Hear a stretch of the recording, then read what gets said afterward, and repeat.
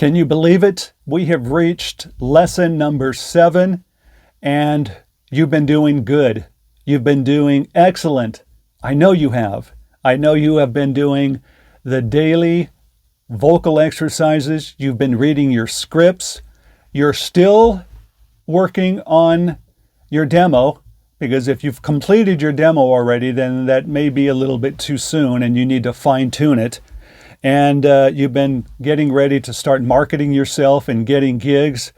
And you've been doing the lessons over and over again. You've been reading the scripts over and over again, doing your vocal exercises over and over again. Once again, it's a repetitive thing. It's a thing that you have to be doing. You're never a true professional unless you are constantly reading and working on vocal delivery and pronouncing words the way they should be pronounced, and understanding the vocabulary and sentences and the pronunciation of scripts, and reading, making sure that every word comes out correctly.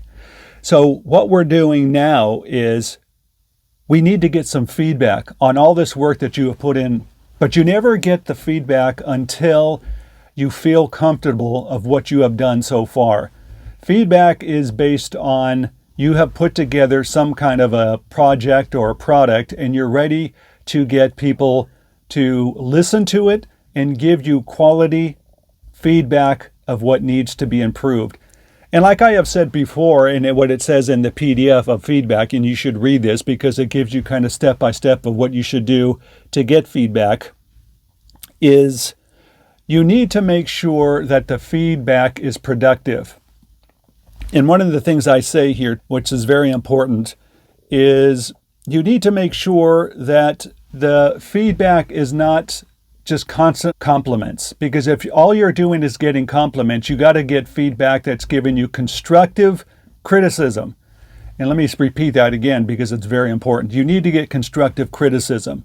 Once again, you don't need somebody telling you how horrible you are. Probably the best thing to do is not get feedback online from strangers, because it's, in most cases, excuse me, but it's a cesspool and people are just willing to start attacking people. So that's not really a good place to get feedback of a voiceover demo. What is a good feedback is family and friends, and even some co-workers or business partners. Tell them that you're looking for constructive feedback on the demo that you are doing. That way they'll give you some information that you didn't even know about, and they'll give you some ideas to improve either your vocal delivery, the way you're saying things, mispronunciations, your demo editing. All of this will play into perfecting your presence in voiceover and perfecting your demo. So it's important that you find the right kind of people to give you the feedback. But if you're getting all compliments, then there's something wrong, because nobody is perfect, and you got to understand that.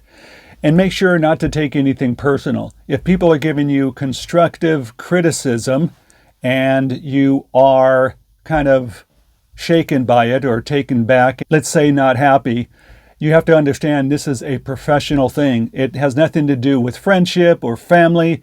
It's something that you have to take as professional criticism. Do you realize how much money companies and corporations pay for that kind of constructive feedback? They pay millions and millions of dollars. Did you notice that when sometimes you get feedback from customer service, or after you have bought something at a store or a service that you have experienced, and then they ask you for a survey or some feedback, they're not looking for you to compliment them.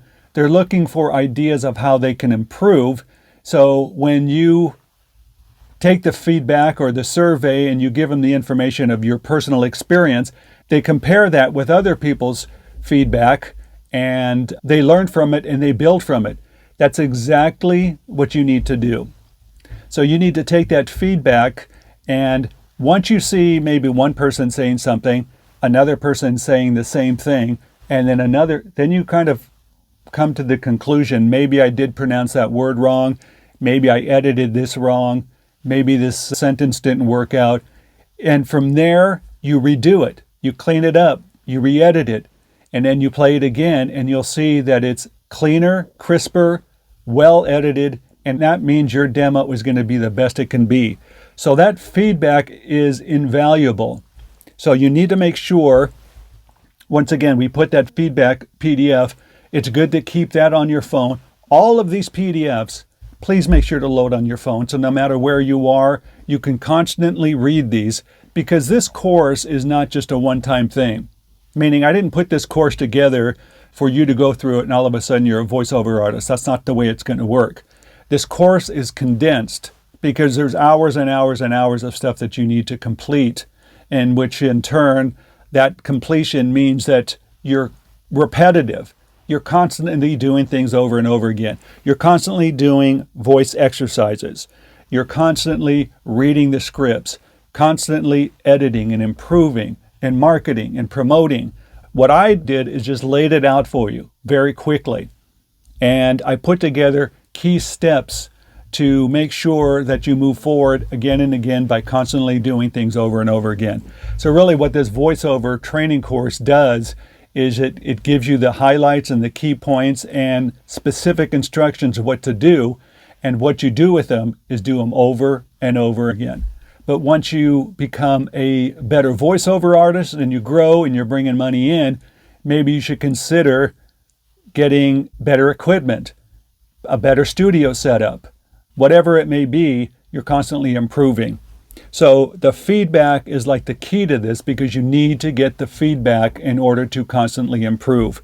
So read that feedback PDF, understand all the highlights and the descriptions, and like I said, be prepared for the constructive feedback to be negative, but you can turn that into a positive by learning what they're telling you, improving that and fixing it, and then moving forward. Feedback is what you need to really validate yourself from all the work that you've done so far, to make sure that that demo that you create is the best it can possibly be.